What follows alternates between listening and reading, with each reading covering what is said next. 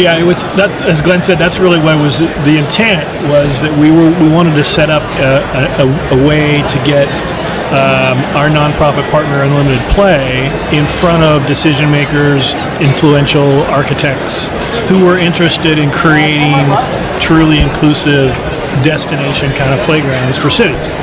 And so we thought one way to do that maybe is to create a symposium where people can come to this if they have interest in it. And it really kind of was bigger than we expected. We probably had 40 or 45 people show up at this symposium. Wow. It was in Roseville, right? It was in Roseville, yes. And some of the people who showed up were architects, and one of the architects was a guy named Chad Kennedy, who's an architect in Northern California, and really interested in inclusive playgrounds. And that's kind of where the project. We've done several of them since then, but then obviously COVID came around not that long after that, and so this project has been.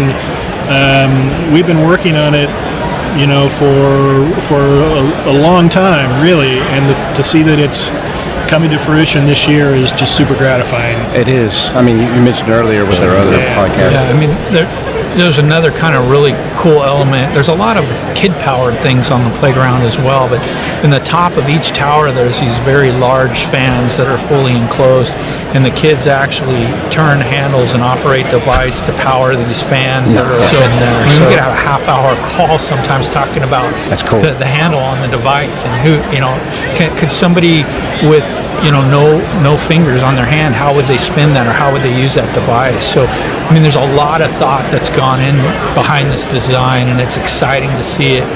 Still, even though we're manufacturing, we're still developing some of the stuff that's happening with it. So I guess what's really interesting, and when we talk about inclusive playgrounds, we always think, well, it's just for kids that have disabilities. Far from the truth. Yes. There's parents that want to play with their kids too. There's grandparents, caregivers, all of that. The other thing is this is going to be truly a destination playground. I mean, that's lots of cities are interested in creating destination playgrounds these days. This really is going to be that for this entire region of Sacramento. Well, I mean, I would love. We already talked about this. We'll get some renders out.